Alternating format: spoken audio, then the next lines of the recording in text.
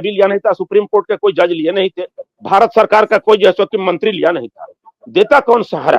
तो सहारा क्या बोलता था कि आप जैसे कि अब सपोज दैट कि ऑर्डर आ गया, तो कुछ ऑर्डर का जो पालन उनको करना रहता था, तो बोलते थे अभी तो मेरे पास इतना फंड नहीं है, तुम्हारे 100 अकाउंट है या 20 अकाउंट है, तो उसमें से 4 अकाउंट का मैं पेमेंट दे देता हूं, और तुम यहाँ एक एग्रीमेंट पेपर साइन करो कि हमारा सोसाइटी से जो पैसा था संपूर्ण भुगतान हो गया।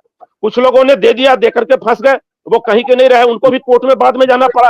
कुछ लोगों ने नहीं दिया, तो ये अच्छा काम किया, नहीं दिया, अब उसको मिलना मुश्किल हो गया। जब वो लोग ब्रांच में जा करके काफी तू तड़ाक किए, गाली गलौज किए, मारपीट किए, केस की धमकी लिए, कुछ लोग उस चक्कर में केस में भी फंस गए। उसके बाद पुलिस लोगों को बुलाया गया, ऑर्डर दिखलाए गए, सहारा के ऑफिसों पे दबाव पड़ने लगा।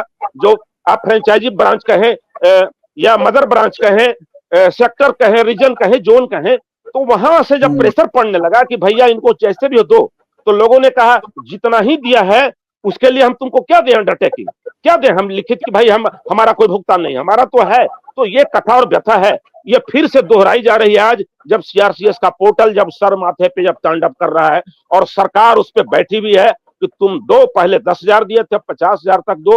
चूंकि जब लोकसभा में जब बीजेपी हार रही थी, सहारा निवेशकों के वोट के जैसो की क्रोध में कि आप पोर्टल लाए, 8-9 महीना मेरा बर्बाद किए, इस बीच में आप मेरा समय बर्बाद किए, लोकसभा का इलेक्शन ले आए, आप लगातार वोटिंग करवा रहे हैं, हम कोई भीख नहीं मांग रहे हैं, जैसो कि सीआरसीएस से कोई भीख नहीं मांग रहे हैं, बीजेपी से कोई भीख नहीं मांग रहे हैं, सहारा मैनेजमेंट से।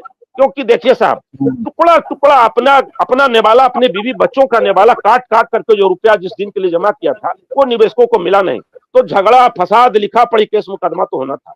लेकिन कुछ टटपुंजिए फ्रेंचाइजी मैनेजर और कुछ ब्रांच मैनेजर या तो उन्होंने रिजाइन दे दिया है या नहीं भी दिया है, आज भी सहारा श्री कहते हुए जो है कि वो थक नहीं रहे। शायद उन्होंने अपने माता पिता, अपने बाप दादा नाना और बड़े भाई जो पिता तुल्य उनको कभी इज्जत नहीं दिया होगा, अब शायद देंगे कि नहीं देंगे, ये सवालिया निशान है। तो ये हालत रहे, आज भी है।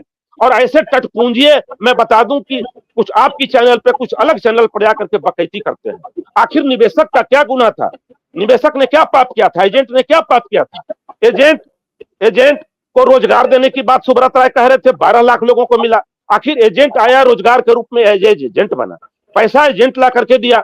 सुब्रत राय को अपना किडनी बेच करके, अपना 2-4 हजार एकड़ बीघा जमीन बेच करके और अपने पुश्तों का 2-4 टन सोना चांदी हीरा मोती लेकर के जैसे कि ये सहारा कंपनी लॉन्च नहीं किए थे। रही बात इन्वेस्टरों की, तो इन्वेस्टरों के पैसे भी सहारा में लगे थे। अब क्या गुनाह है कि एजेंट अपना कमीशन, बोनस, इंसेंटिव न मांगे, और क्या गुनाह है कि इन्वेस्टर अपना पैसा न मांगे? तो वो 2012 से चलता रहा, नो डाउट। तो ये हालत कल भी थे और आज भी। अनिल जी 1 मिनट रुकेगा। अम्मीलाल जी, ये क्या इशारे कर रहे हैं आप? विजय जी, अम्मीलाल जी क्या है अम्मीलाल जी सिग्नल? जी सर, क्या क्या इशारे कर रहे हैं आप? इशारा धन्यवाद दे रहा हूँ कि जिस कंपनी का खाया उसके लिए क्या क्या हो रहा है। आज वो सारा धन्यवाद अम्मीलाल जी, धन्यवाद। आप ये कह करके नहीं बच सकते हैं और कोई कंपनी नहीं बच सकती है कि किस कंपनी का आपने नमक खाया है, कमाई खाया। कंपनी ने किसी को दान भीख और खैरात में नहीं दी थी।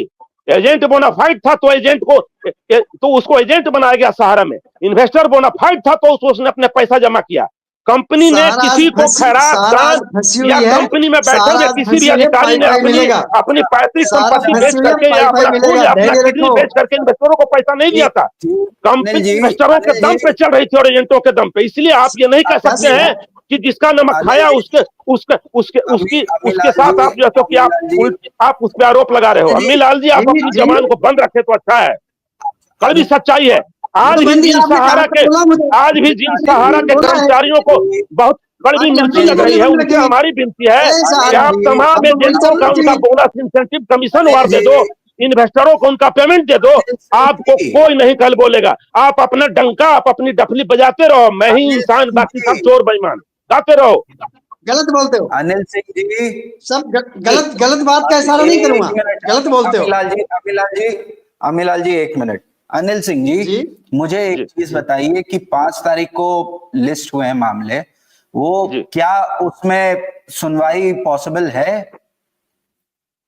देखिए, ये जो मैं दिखला रहा हूँ, ये संयुक्त ऑल इंडिया जन आंदोलन संघर्ष न्याय मोर्चा का है, जो उनकी जो डेट लगी है 5 तारीख को, ये प्रूफ है। अरे अनिल जी, मैं कुछ स्पेसिफिक क्वेश्चन कर रहा हूं आपसे, आप उसका आंसर कीजिए मुझे। जी 5 दिसंबर को जो लिस्टिंग हुई है सहारा सेबी मामले की, और शायद पीआईएल की भी लिस्टिंग उसी दिन की है, और रेड पिटीशन की भी लिस्टिंग उसी दिन की है। तो आपको क्या लगता है उसमें सुनवाई होगी? आशा तो ये रख रहा हूं, क्योंकि उसमें लिखा हुआ है टेंटेटिव हेड में भी लिस्टेड, तो सुनवाई करने की मैं आशा रख रहा हूं। अब कितनी देर किसमें सुनवाई लिखा है होगी या फिर टेंटेटिव? कौन सा अगला डेट पड़ेगा, ये तो सुप्रीम कोर्ट तय करेगा उस दिन। अनिल जी, टेंटेटिव किस मामले में लिखा है? पीआईएल में लिखा है या किस केस में लिखा है? देखिए, संयुक्त ऑल इंडिया जन आंदोलन का जो लिखा हुआ जो है, उसमें केस नंबर में क्या लिखा हुआ है? WPC मतलब होता है रिट पिटीशन केस नंबर, ठीक है, लिखा हुआ है, देख लीजिए। और ये केस नंबर है आपके सामने में स्क्रीन पे। कोई भी सुप्रीम कोर्ट की वेबसाइट खोल करके देख सकता है, मेरे जैसे लोगों को प्रूफ दिखाने की आवश्यकता नहीं है, बट दिखा रहा हूं। अब ये लिखा हुआ है टेंटेटिव केस में बी लिस्टेड ऑन, ब्रैकेट में लिखा हुआ है likely to be listed on 5/12/2024 computer generated, ठीक है। मतलब लिस्ट हो भी सकता है, नहीं भी हो सकता है। इसी तरह से विश्व भारती का भी है, इसी तरह से विश्व भारती का भी है जी। और कुछ सवाल के निशान हैं, कुछ सवाल हैं जो लोगों के जहन में आज भी घूम रहे हैं। कोई ऑल इंडिया जन आंदोलन को उल्टा सीधा बोल रहा है, कोई विश्व भारती जनसेवा संस्थान को बोल रहा है। कुछ लोग कहते हैं कि ऑल इंडिया जन आंदोलन संघर्ष न्याय मोर्चा ने जो रिट पीआईएल जो भी पहले फाइल किया है, तो उसमें से किन लोगों को मिलेगा, किन लोगों को नहीं मिलेगा। तो आपको यही सवाल विश्व भारती के केस के साथ भी है। तो सभी जो पढ़ा लिखा आदमी, समझदार आदमी है, उसको मालूम होना चाहिए, ये याद रहना चाहिए कि जो कोर्ट के दरवाजे पे जाता है, कोर्ट उन्हीं निवेशकों के या उन्हीं पर्सन के हित में जजमेंट देती है, केस की मेरिट को देखते हुए। इससे क्लियर हो जाता है कि सभी का जिस दिन फाइनल ऑर्डर होगा उस दिन पेमेंट मिलेगा। और हाँ, जो जनहित याचिकाएं होती है उसमें साफ साफ अगर जज ये लिखे तो नहीं लिखे तो, जनहित याचिका का ऑर्डर का मतलब होता है, मैं बता दूं कि Delhi high court, Patna high court और सुप्रीम कोर्ट ऑफ इंडिया, 3 जगह से कोर्ट के जो ऑर्डर होते हैं वो अपने आप में एक all India law general, Patna का निकला तो वो भी एक लॉ जनरल बन जाता है। दिल्ली हाई कोर्ट का भी यही इसी तरह से, यानी कोई एक रूलिंग हो जाता है। तो उस आधार पे कोई भी एक नया पर्सन अपने, जैसे ऑर्डर हो गया कि पेमेंट देना है सोसाइटी का या क्यू सॉफ्ट का ऑर्डर हो गया, एक example such like just like, तो अब वो और उसके आधार पे तो सहारा बोलेगा या सीआरसीएस बोलेगा कि भाई तुम्हारा तो केस में विजय हुआ है, हम तुमको देंगे। लेकिन जो लोग केस में लिस्टेड नहीं थे, उनकी सुनवाई नहीं हुई, वो मांगेंगे कि पेमेंट। तो वो सहारा का इन्वेस्टर है तो सहारा के ऑफिस में जाएगा, तो सहारा बोलेगा कि पहले तो हम इनको देंगे, उसके बाद सेकंड प्रायोरिटी। तो इसमें भी सहारा कहीं से गलत नहीं बोलेगा, क्योंकि जिनकी केस में डिग्री हुई है उनको अगर पेमेंट नहीं देंगे तो फिर कोर्ट ऑफ कंटेम्प्ट जाएगा। जैसे सहारा से भी विवाद में पैसा नहीं जमा हुआ तो कोर्ट ऑफ कंटेम्प्ट झेल रही है 10-12 साल से राउंड अप। हाँ, चूंकि ऑर्डर आ गया है जनहित याचिका में ऐसा कि भाई इसका पेमेंट देना है, मतलब जनहित याचिका का मतलब होता है जनता के हितों के लिए ये याचिका, ठीक है।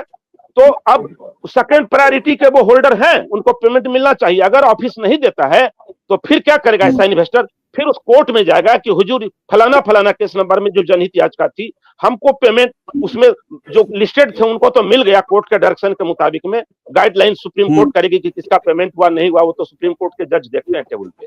किसका पेमेंट हुआ हमको बिल्कुल प्रूफ के साथ मेरे टेबल पे रखा जाए, तो वो केस फिर पार्टी जा सकता है कोर्ट।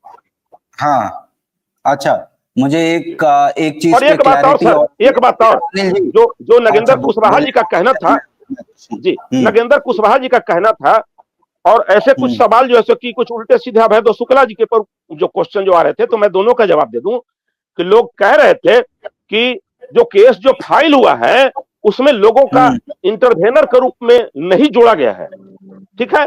तो ऐसे तमाम लोगों को कहता हूं, अफवाह को विराम दो। सुप्रीम केस का नंबर दोनों संगठनों का वायरल हो चुके हैं अलग अलग व्हाट्सएप ग्रुपों में, और हमने भी आज के डेट में दोनों केस की जो लिस्टिंग जो है 5 दिसंबर 2024 को अपने फेसबुक पे डाल दिया है, सभी मीडिया में वायरल है। कोई भी आदमी सवाल जवाब करने से पहले या आरोप प्रत्यारोप करने से पहले उस केस नंबर को निकाले, साइबर कैफे में जाए, 150 रुपया खर्च करे, या जिसको मोबाइल लैपटॉप चलाने आता है वो केस नंबर डाले, सुप्रीम कोर्ट की वेबसाइट खोल करके सब डिटेल निकाल ले, वो चाहे तो पढ़ ले, वो चाहे तो प्रिंट करा ले, दूध का दूध पानी का पानी सबके सामने में आ जाएगा। हाँ, बहुत अब सही। आपका सवाल विजय सर। हाँ, अब मेरा सवाल ये है कि जो 5 सितंबर को जो कोर्ट की रूलिंग आई थी, उसमें ये कहा गया था कि 1000 करोड़ रुपए जमा करवाइए, ठीक। और दूसरा था कि आप एक मतलब एक जॉइंट वेंचर में आइए, ताकि जो वर्सोवा वाली जमीन है उसका भी एक रास्ता तैयार हो सके। तो दोनों में से कोई बात अभी तक किसी भी बात पे कॉन्क्रीट कोई हमारे पास में अपडेट नहीं है। या तो 1000 करोड़ जमा हुआ है कि नहीं हुआ, या फिर वर्सोवा वाली जमीन का कोई डील हुआ है नहीं हुआ है। तो इस बारे सर, में इसकी भी जानकारी तो सुप्रीम कोर्ट से ही ली जा सकती है। अभी हमने इसके एविडेंस नहीं निकाले हैं, अभी हमने इसके एविडेंस सुप्रीम कोर्ट के वेबसाइट से नहीं निकाले हैं। ये जानकारी तो सुप्रीम कोर्ट के वेबसाइट से इस बात की पक्की मिलेगी एविडेंस। अगर वेबसाइट में नहीं है, सुप्रीम कोर्ट की वेबसाइट में ये अपडेट नहीं है, तो ये मान के चल सकते हैं कि वो सर, एक बात समझा जाए, अगर वेबसाइट पे लोड नहीं हुआ है, एक टेक्निकल मुद्दा हो सकता है, लेकिन यदि सहारा वालों ने यदि जमा कर दिया है तो बट नेचुरल उसके पास एविडेंस होगा कोर्ट के पास में। वेबसाइट पे लोड होने में समय लगता है, वो वहां के जो स्टाफ है वो करते हैं, सिटिंग जज बैठ के सारा काम नहीं करते हैं, वो डिपार्टमेंट है उनकी, वो करती है। तो ऐसा भी हो सकता है कि अभी अपडेट नहीं है, लेकिन सहारा की तरफ से वो जमा हो चुका होगा। Thank you. हाँ, कुछ भी कहना मुश्किल है, इस पे कुछ कहना ठीक नहीं होगा, क्योंकि सुप्रीम कोर्ट की वेबसाइट से ही देखा जा सकता है। या तो जो सुप्रीम कोर्ट जाना चाहते हैं जाए, केस नंबर फाइल करें और वहां से वो अपना चिरकुट फाइल करके या उसकी वेबसाइट खंगाल करके ले सकते हैं। अब मैं मुद्दे पे थोड़ी सी बात आता हूं। अगर आप देखेंगे एक ऑर्डर, तो 13/3/2020 को एक ऑर्डर आया था, जिसके लिए जो जानकारियां हैं सो मैं आपके सामने में कर दूं। सबसे पहले उसके बाद मैं इस